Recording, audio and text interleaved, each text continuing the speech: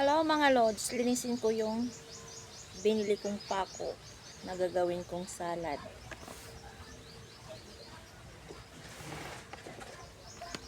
Kailangan ko ng gunting mga lods para hindi madumihan yung, kasi parang may lita yung ano siya, mansa.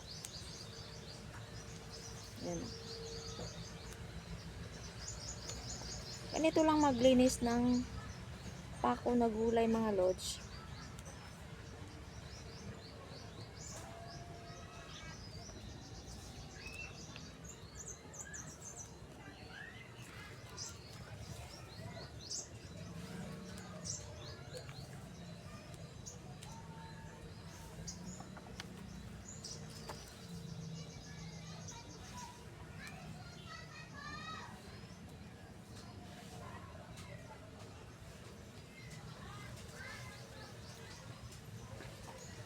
Shoutout dyan sa mga hindi pa nakakakain ng gulay na pako.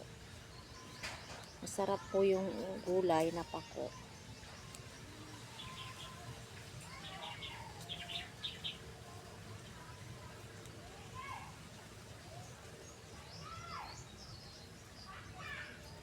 Favorite ko talaga siya na gawing salad mga lods.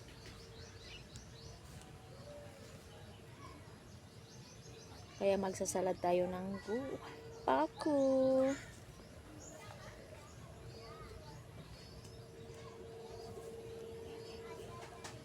Mga lods, kumusta na yung dashboard ninyo? Alam niyo minsan, parang nakakatamad na rin. Dahil, ang liit talaga ng kita natin ngayon. Ang hirap makaipon bago magkasahod. Hindi tulad dati na, ang bilis natin magsahod ngayon eh. Grabe. Ang liit ng earnings natin.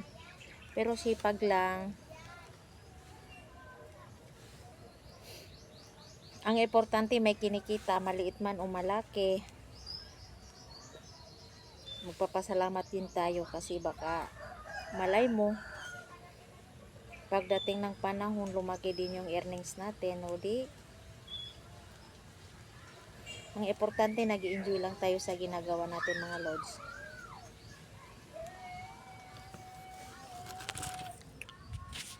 Nasa garden ako mga lods, naglilinis ng pako. Yan o. Yan. Ay, yan.